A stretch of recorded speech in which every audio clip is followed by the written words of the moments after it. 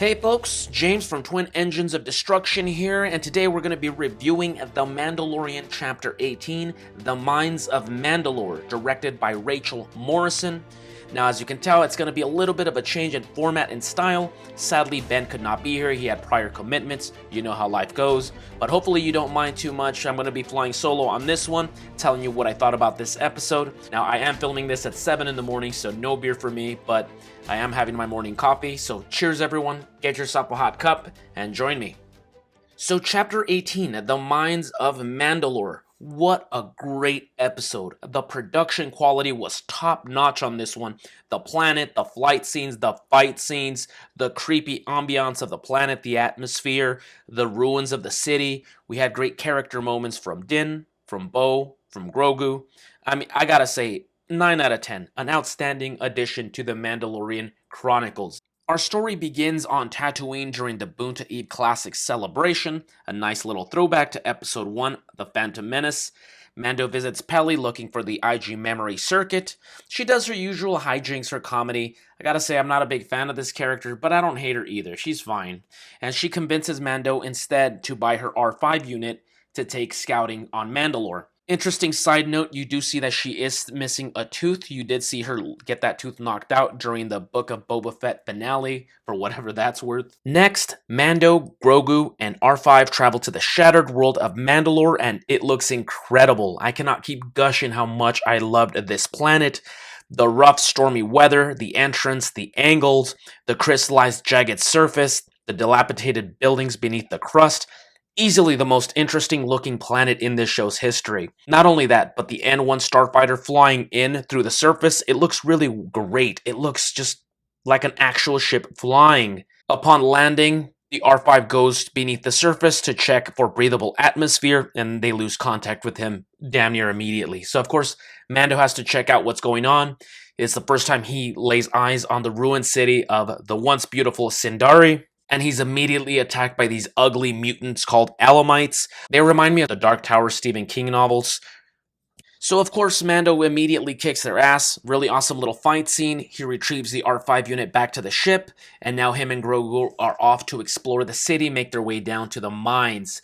Mando flies down in his jetpack, making his way down to the surface of the planet, and this part immediately gave me flashbacks to when I was a kid and I'd be playing the PlayStation 2 game Star Wars Bounty Hunter with Jango Fett, and how you'd control the jetpack.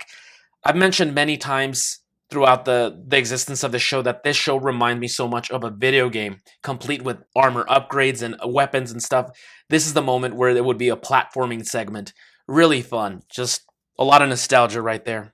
Almost immediately, Mando is ambushed by some mechanical creature, something resembling a machine from the Matrix sequels, crossed with like a steampunk General Grievous. Very interesting, very creepy design. I even got a little bit of Rob Zombie vibes from like one of his characters from House of a Thousand Corpses. Now with Mando being incapacitated, he tasks Grogu to get back to the ship and go get help. Go get Bo-Katan. And so there goes Grogu making his way back through this gigantic haunted house that is Mandalore. And it's really awesome, very creepy, and he's just gliding through. I could easily see this becoming a ride at Disneyland. Really fun stuff. So he makes it back to the ship, and then they fly off to Kalevala to retrieve Bo-Katan. And if there's one part that I do think is a little goofy on this episode, my one nitpick, and even Ben mentioned that he didn't like this either, you see Bo-Katan still just sitting around in her little throne all sad. Like, I just find that a little funny. Like, have you been sitting in that throne for like a year? Show me the meaning of being lonely. And from this point forward, Bo-Katan just absolutely steals the show. I never realized just how incredible her outfit looks. That costume looks great. Easily one of the best looking Mandalorian suits ever. I mean, I would put it up there with like the original Empire Strikes Back Boba Fett. I mean, it looks great. The colors, the scratches, incredible costume, incredible production. Katie Sackhoff does a great job. Her stunt women do a great job. She fights some of the mutants. She fights the cyborg thing, defeats some. She wields the Darksaber like a champ. She saves Din. And next time Din wakes up, they have a little campfire moment. I am a sucker for a quiet campfire conversation moment. And of course, she's making a little soup, and she offers it to Mando. And she's like, "You don't know what this is?" And Mando's like, "I don't know." And she's like, "This is Pog soup. Like every Mandalorian worth their armor grows up eating this stuff, and the poser Din Djarin, of course, has never had it. I mean, even I've had pog soup. It's in the Campbell's aisle at the supermarket. And Mando, ever dedicated to his creed, decides to keep going to find the water so he can bathe himself. And as foolish as that may be to Bo Katan, she decides to join him. She did, after all, grow up in this planet, so she knows exactly where to go. And here we get a really interesting dynamic in their characteristics as people, as Mandalorians, between Bo Katan and Din Djarin. Whereas Din Djarin shows nothing but respect and admiration to Mandalore and its culture, its rituals, its beliefs. On the other hand, Bo Katan is just very cynical, and she finds all these things very silly, very goofy. Even though, she grew up in this planet, she grew up in a position of power and privilege, she just dismisses all of these things. She even looks at Din Djarin and says, it's almost adorable how much you believe in these things. And once again, she's just very jaded. She has long forgotten the tenets of what it is to be a Mandalorian beyond just wearing the armor. Upon entering the mines, she mockingly mentions the lore that Mandalore the Great tamed the great mythosaur here, as this was its lair, thus explaining how the mythosaur skull symbol became to represent Mandalorians. And whereas she's saying this very sarcastically, once again, Din, on the other hand, is just, to him, this is a religious experience, this is a grand moment in his life, and without a second's hesitation, he starts stepping down into the waters, reciting his creed.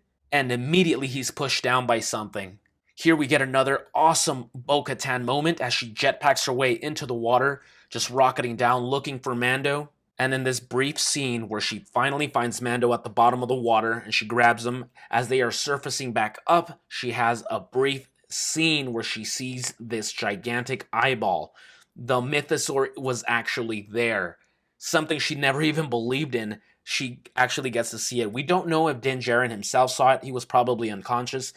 But this was a great moment once again. They reach up to the surface, and even though she's wearing her helmet, you can tell she's rattled by this. All of a sudden, her entire life's worth of scoffing at the beliefs, scoffing at the lore of her people, all of a sudden they mean something to her. So there's definitely going to be a change in her viewpoints, in her philosophies, in her approach to being a Mandalorian. So that's very interesting. A lot of quick character development in such a short amount of time. It's almost symbolic that they were both drenched in these living waters. Mando went there on purpose to redeem himself. She just found this stuff kind of silly, but upon jumping in to save him, she herself was bathed in the living waters of Mandalore, and she even got to witness this animal that probably hasn't been seen in centuries. And for the casual Mandalorian show viewer that probably doesn't understand the deeper lore and meaning, keep in mind that the mythosaur skull symbol that Bo-Katan mentions goes all the way back to The Empire Strikes Back, where you see Boba Fett's shoulder and he has it stenciled on there. So it's famously associated with Boba Fett and Mandalorians. In fact, I myself have it tattooed on my arm. So all in all, once again, a 9 out of 10. I thought this was an outstanding episode. I mean, the pacing was brilliant. The directing was great. First time we're seeing anything from Rachel Morrison, at least I am, that I'm aware of, and I'm already impressed. I really loved her directing style, the cinematography, the fight scenes, the tension, the haunted house feeling of Mandalore, and great character moments from Din Djarin, Bo-Katan, and Grogu. We see that Grogu's not so much of a child anymore. He's not as helpless as he was in earlier seasons. These last 2 years with Luke Skywalker have really helped him grow and comprehend the world around him. He's able to absorb information. He's able to do tasks by himself. I mean, he basically saved Din Djarin's life by traveling all the way to Kalevala to retrieve Bo-Katan. As for Bo-Katan, you see a lot of character growth in her in such a short amount of time, and it takes more than carrying armor and a darksaber to be the leader of her people. And lastly, for Din Djarin, of course, he borders on very naive and foolish, but at the same time, I mean, he never stumbles when it comes to his beliefs, and it's something to be admired. I mean, it kind of reminded me of that line from The Dark Knight. Sometimes people deserve to have their faith rewarded. So it's really awesome to see that he has been bathed in the living waters of Mandalore. Can't wait what's going to happen next. He's going to travel back to the culvert. And of course, he is carrying the darksaber. So very exciting to see where Din's journey takes us. That's about it for us, folks. Thank you so much for joining me. Once again, I know that this was a little bit of a different template, but we just don't want to fall behind, so I'm just taking care of this one solo, and next week we'll be back to hanging out, having a couple of beers, and joining Ben. So if you like this video, go ahead and give me a thumbs up, comment down below if you have any questions, comments, suggestions. Did you like this episode? I do notice that it's this season so far is showing this pattern of being quite divisive. Some people love the episode, some people don't, or there's just a lot of nitpicks. Once again, I personally loved it, so thank you for joining me. We'll see you guys next week with Mandalorian Season 3, Episode 3. Cheers, everyone.